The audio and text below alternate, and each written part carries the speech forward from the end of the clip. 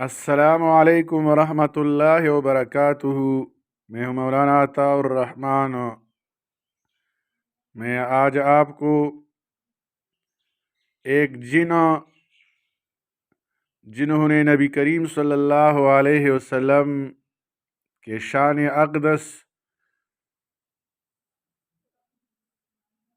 اقدس میں گستاخی کی، ان کا واقعہ بیان کروں گا۔ ان کو اس گستاخ رسول جن کا قتل جناتوں کے ہاتھوں ہوا، اور البدایہ والنہایہ علامہ ابن کثیر رحمہ اللہ نے لکھا ہے، مغازی میں سعید ابن یحییٰ ابن سعید اموی نے اپنے چچا محمد ابن سعید اموی، محمد ابن منکدر ابن عباس سے کیا ہے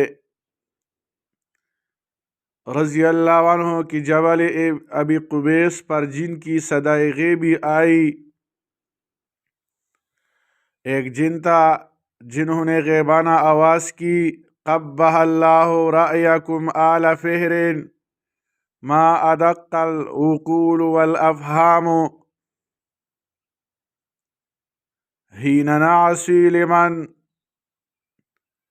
اس کا ترجمہ ہے، اے آل فہر، اللہ تمہاری رائے کو خراب اور ناکام کرے۔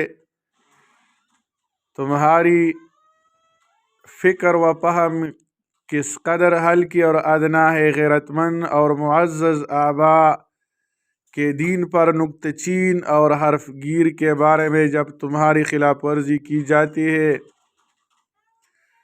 اس نے تمہارے خلاف بصرہ کے جنات، نخلستان اور عالی شان محلات والے لوگوں سے عہد و پیمان کر لیا ہے۔ قریب ہے کہ اس کا لشکر یہاں آئے اور قوم کا حرم میں سر تن سے جدا کر دے۔ حل کریم منکم لہو، کیا تم میں کوئی نجیب الطرفین، خاندانی، آزاد منش اور بہادر مرد ہے جو ایسی ضرب لگائے کہ جو عبرت آموز ہو اور ہر قسم کے رنج و غم سے خلاصی موجب ہو؟ حضرت ابن عباس رضی اللہ عنہ کہتے ہیں، یہ اشعار اہل مکہ کے زبان زد تھے، وہ باہمی ایک دوسرے کو سناتے تھے، تو رسول اللہ صلی اللہ علیہ وسلم نے فرمایا، یہ شیطان ہے، اس کا نام مسعر ہے، جو لوگوں سے بتوں کے بارے میں کلام کرتا ہے، اللہ تعالیٰ اس کو رسوا کرے گا۔ چنانچہ 3 روز کے بعد جبل ابی قبیس پر کسی حاتم نے کہا، نحن قتلنا فی 3 مسعرا اصطفح الجن وسن المنکرا۔ ہم نے مسلسل 3 رات کی جستجو کے بعد مسعر کو قتل کر دیا ہے، کیونکہ اس نے جنات کو احمق قرار دیا تھا اور برے راستے کی طریقہ ڈالی تھی۔ میں نے اس کے جسم میں ننگی کاٹنے والی تلوار گونف دی ہے، کیونکہ اس نے ہمارے پاک باز نبی صلی اللہ علیہ وآلہ وسلم کی شان میں گستاخی کی تھی۔ پھر رسول اللہ صلی اللہ علیہ وسلم نے فرمایا، یہ جنات میں سے ایک دیو ہے، اس کا نام سمج ہے، وہ مسلمان ہو گیا ہے، میں نے اس کا نام عبداللہ رکھ دیا ہے۔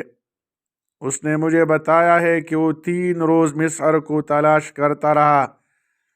یہ سن کر حضرت علی رضی اللہ عنہ نے کہا، یا رسول اللہ، اللہ اسے جزائے خیر دے، آمین۔